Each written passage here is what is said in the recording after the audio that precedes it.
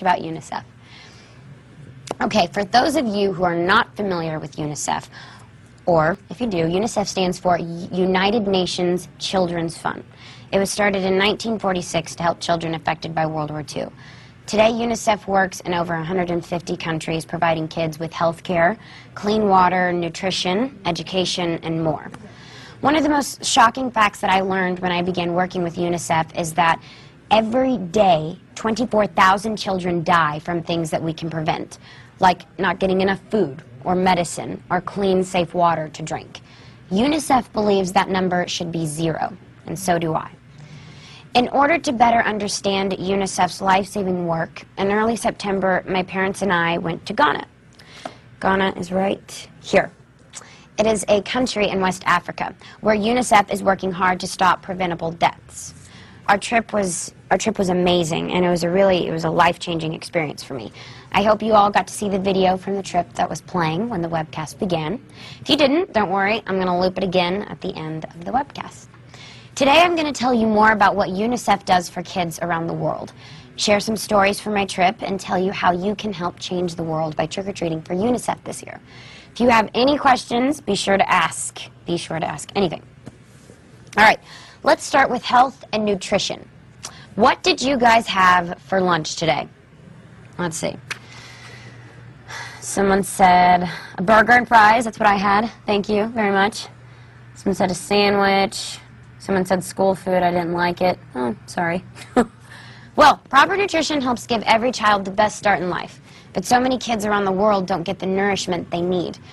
UNICEF has items called therapeutic foods, which contain the vital nutrients and minerals kids need to survive. While I was in Ghana, I tasted one of the products. It's called Plumpy Nut. It's basically a high-protein peanut paste, kind of like peanut butter. This is Plumpy Nut. Plumpy Nut comes in a package just like this, and it's ready to eat. It doesn't require any mixing or water, which means that it can be used in any situation. It only costs 25 cents a packet. It's cool, right? The other items used for the therapeutic feeding are therapeutic milk and high-protein biscuits. This is the milk, and this is the biscuit. This milk-based powder and these high-protein biscuits contain the vital nutrients kids with malnutrition need to survive. All you have to do for the milk is take this powder and put it in a bowl. They rip it open, and all you have to do is add water and mix it up, and it's milk. See? It's really that simple. This mixture right here can honestly sometimes be the difference between life and death, and it only costs $24.75 for the entire packet. The high-protein biscuits don't cost a lot either. $20 is enough for 20 packets of biscuits. With UNICEF, a little really can go a long way. You can help provide so many kids with these life-saving milk and cookies. Providing kids with the proper nutrients is very important for their survival. But did you know that malaria is one of the main reasons a lot of children in developing countries die? Malaria is a disease that is spread by mosquitoes, which breed by still water. Having malaria is kind of like having the flu, only 10 times worse. People who are infected usually have the chills or a very high fever, and they sweat a lot. Mosquitoes that carry malaria only come out between sunset and sunrise. This is an insecticide-treated mosquito net. Nets like this are used to cover families while they sleep and help protect them from the mosquitoes that carry malaria. The net has been treated with insecticide, which is a chemical kind of like the bug spray that we use during the summer to keep mosquitoes away.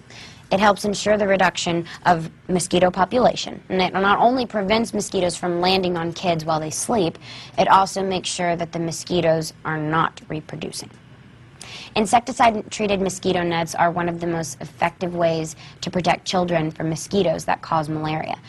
2 of those nets cost only $10 and can last 2 to 3 years. For a child who is already weak because they do not have the proper nutrition, you can see how malaria can make their situation so much worse. Do you guys have any questions on health and nutrition?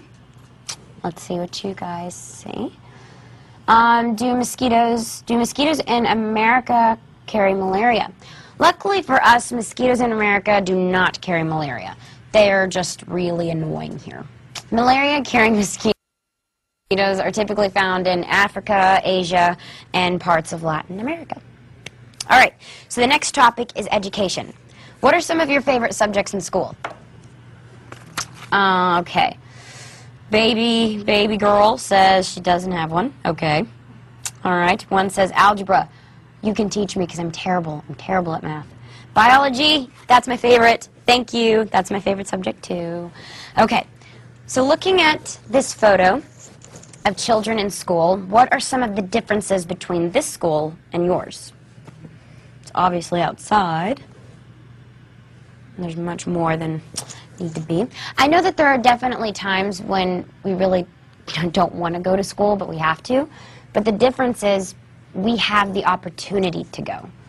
Around the world, more than 100 million kids are not in elementary school. That's like all the kids in the United States, Canada, and the United Kingdom combined. There are so many reasons why kids aren't in school.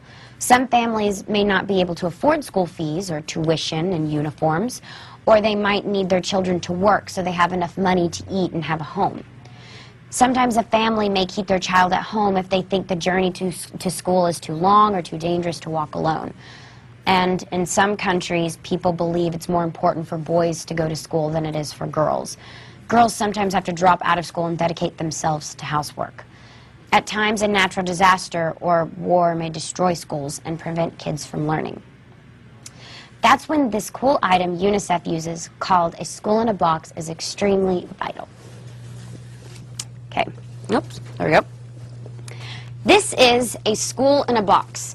It costs $257.45 and can provide at least 40 kids with a chance to continue their education in any situation. So we have notepads that they get to write on, and we've got crayons, and we've got scissors, we've got glue, pencils, sharpeners. All this stuff seems so simple to us, but believe me, it makes the world of a difference to these kids who just want an education. All right, so how are you guys doing? Do you guys have any question about education? Let's see, education. One says, I can afford the whole school in a box. Is there a cheaper version I can buy? Yes. Yes, for $60 you can buy school in a bag. That provides 40 kids with a book bag, notebooks, pencils, erasers, and coloring pencils. Can you give me an example of a natural disaster where a school in a box might be used? Well, sure. Last year, when the cyclone hit Myanmar, the country was totally devastated. UNICEF went in and set up many schools using school in a box and helped many kids have a sense of normalcy in such a bad situation. Awesome. Okay, moving on to our final topic, water. Clean water is something that a lot of us take for granted. Think about how easy it is to grab a glass of water when you're thirsty, or to take a shower before you go to school. Check out this picture of this child right here. Look at his expression on his face. He's so happy to have water. I love that picture. Oh wait, do you have the little thing? Do you have a piece of paper? How much water do you guys think that you used today? Let's see. I don't have it. It's not on there. Okay, some of you said that you drank 1 bottle of water. Thank you. Well, okay, you actually, if you flushed one toilet, you used at least 5 gallons of water today. That's how much. This is really important to understand because in most of these countries, people do not have running water in their homes. They have to walk to water sources like wells. A lot of the time, these water sources are an average to about 2 miles away from a child's home. So many kids can spend the majority of their day fetching water for their families. If kids have to fetch water for the entire family, can you imagine how heavy it must be to do that all day?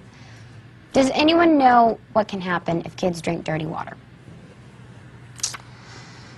It doesn't taste good. Yeah, no, they don't like it. I can guarantee you that. They get sick. Yes, they get sick, and they can get diarrhea and other parasites that can make them extremely sick. While I was in Ghana, I visited a community that used to have to walk miles to get water. Sadly, after all the miles they walked, the water they were bringing home to drink and cook and clean with was contaminated and had guinea worms in it. Does anyone know what guinea worms are? Guinea worms are parasites